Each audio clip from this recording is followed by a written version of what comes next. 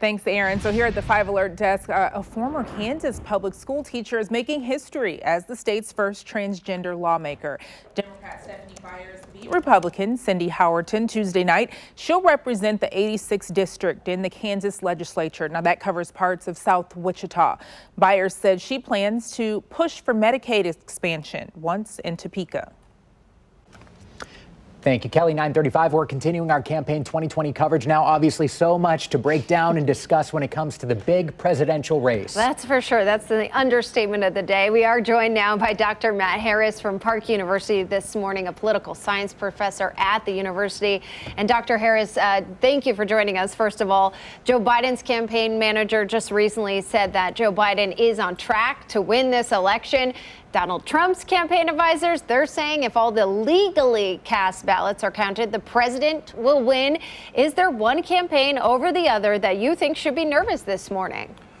I would say that that Joe Biden is in a good position. If I was Donald Trump's campaign, I would be nervous. And the reason for that is the votes that are still out in places like Michigan, in places like Pennsylvania, are largely in cities that would tend to favor Joe Biden, or they're mail-in votes that would also tend to favor Joe Biden. So if I was a Trump campaign, I would be a little nervous.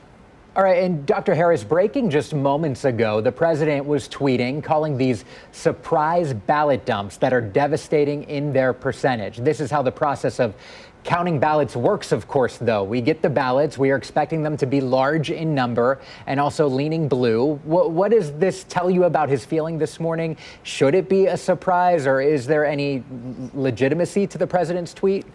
There is absolutely no legitimacy to his tweet. I mean, he was leading before all the votes were counted. The 49ers were leading the Super Bowl after 3 quarters, right?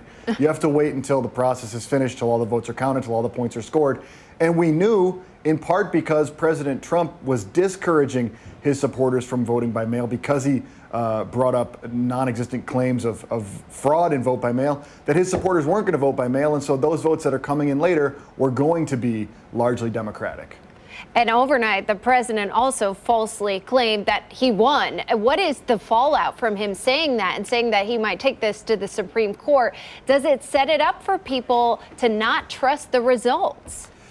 Yeah, I think that's the biggest piece of this is maybe not even necessarily in terms of these challenges, because Biden's up in enough states right now to get to 270 that I don't know that Trump could cobble together enough challenges to win. But when he makes these accusations with no evidence, it really just decreases the trust of his supporters in government.